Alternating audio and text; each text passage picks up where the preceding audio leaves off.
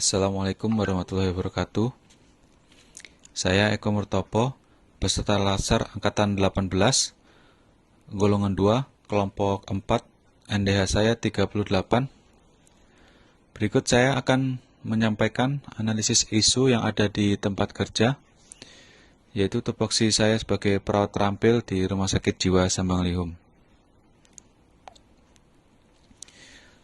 Baik, isu sendiri adalah secara umum dapat diartikan sebagai satu fenomena atau kejadian yang diartikan sebagai masalah.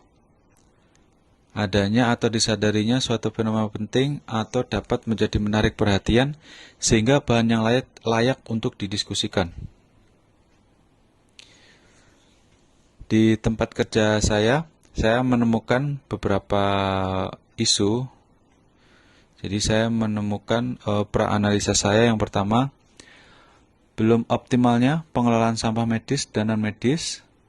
Yang kedua, belum optimalnya cuci tangan sebagai bentuk pengendalian dan pencegahan penyakit infeksi. Yang ketiga, belum optimalnya penggunaan alat pelindung diri atau APD.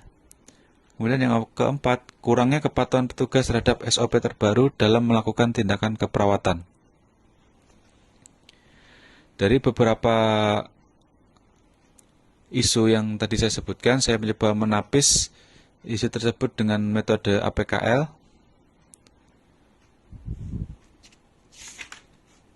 Itu yang APKL sendiri adalah salah satu metode untuk menentukan prioritas masalah.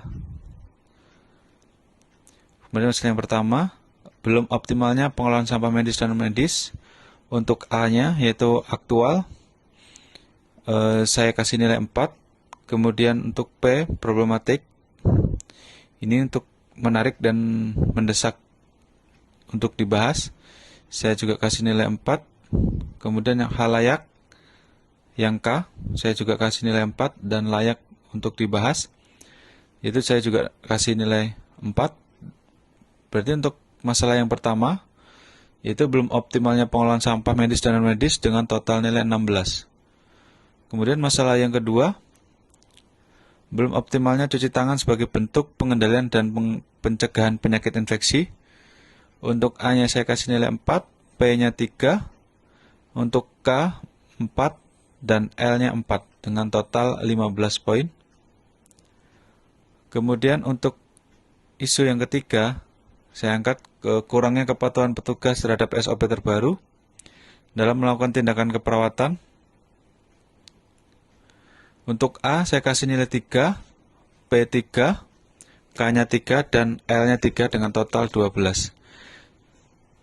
Dengan metode APKL, bisa saya simpulkan bahwa masalah belum optimalnya pengelolaan sampah medis dan non-medis adalah masalah prioritas di tempat kerja saya. Kemudian yang kedua, saya juga mencoba menapis isu-isu tersebut yang saya dapat tadi dengan metode USG.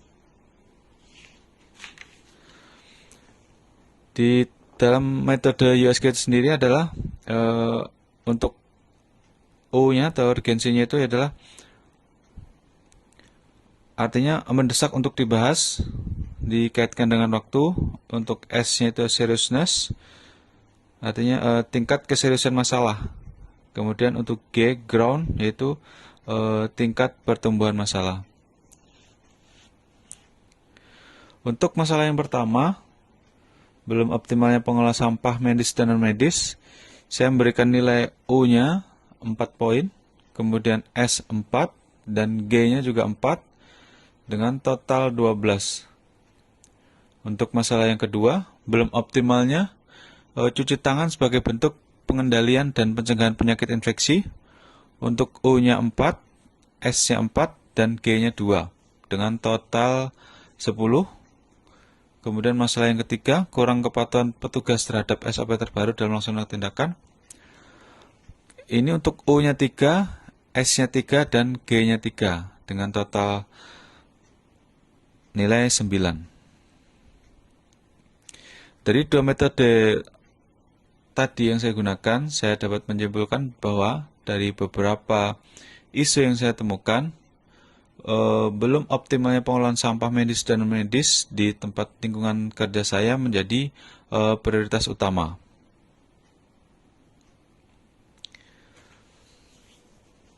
Dan berikut adalah analisa Fishbone untuk masalah belum optimalnya pengelolaan sampah medis dan non-medis. Dari faktor lingkungan, yang pertama adalah tempat pembuangan limbah dapat menimbulkan penularan infeksi dan kecelakaan kerja. Selain itu, lingkungan saya juga pasien ODGJ susah diarahkan untuk membuang sampah di tempatnya. Dari faktor yang kedua, dari faktor SDM, yaitu kurangnya pengetahuan petugas kebersihan dan juga kurangnya kepatuhan tenaga kesehatan. Dan dari faktor selanjutnya, dari sarana dan prasarana, yaitu tempat sampah medis dan non-medis terbatas. Kemudian, pengelolaan sampah dikumpulkan dan dibuang hanya 1 kali dalam sehari. Dan untuk selanjutnya, dari faktor metode, yaitu kurangnya pengawasan oleh petugas sanitasi dan pembuangan sampah medis dan non-medis masih tercampur. Jadi sebagian masih tercampur kadang-kadang.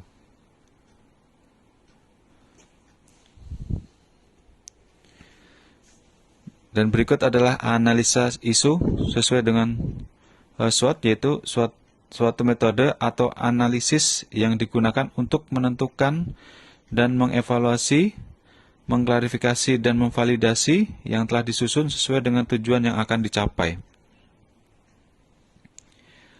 Dari strength-nya sendiri, yaitu adanya pelatihan bagi petugas kebersihan di rumah sakit dan tenaga kesehatan harus ikut serta dalam pengelolaan sampah medis dan non-medis.